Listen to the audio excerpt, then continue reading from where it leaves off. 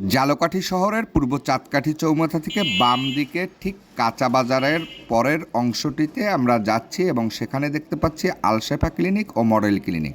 তার একটু সামনে বিআইপি কলোনি এবং সেখানেই আমাদের সেই কাঙ্ক্ষিত আজকের জমিটি পুবলি সড়কে ঢুকতেই হাতের বাম সাইডে।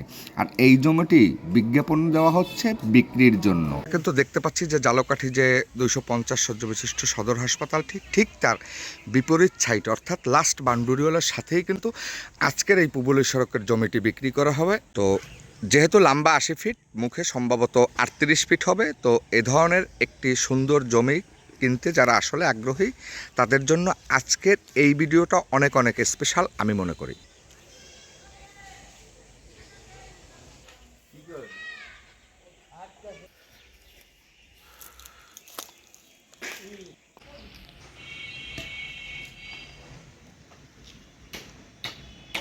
আমরা দেখতে পাচ্ছি সর্বপ্রথম যে জমিটা, অর্থাৎ এই কিন্তু পুবলি সড়কের মেইন রোডটি, আর এরপরেই এই যে জমিটা এখান থেকেই বিক্রি করতে হবে জমি। এই যে জমির মালিক উনি ঠিক এখান থেকে 6 শতক জমি বিক্রি করবে। অর্থাৎ এ ধরনের একদম শহরমুখী কাছাকাছি যারা জমি কিনতে মূলত আগ্রহী তাদের জন্য আজকের এই ভিডিওটি। এখানে একটি টিনের ঘর দেখা যাচ্ছে, ঘরটি কিন্তু সরিয়ে নেওয়া হবে যখন আপনি ঠিক এই 80 ফিট লম্বা জমিটি এবং প্রস্থ যতটুক হয় ততটুক মাপ দিয়ে আপনার কাছে 6 শতক জমি বিক্রি করতে হবে। আর জমির যে প্রাইসটা অবশ্যই ভিডিও ডিসক্রিপশনে দেওয়া নাম্বার আপনারা যোগাযোগ করবেন এবং সেই যোগাযোগ করার পর আপনাদেরকে মালিকপক্ষ বলবে যে আসলে জমির পার শতক কত করে।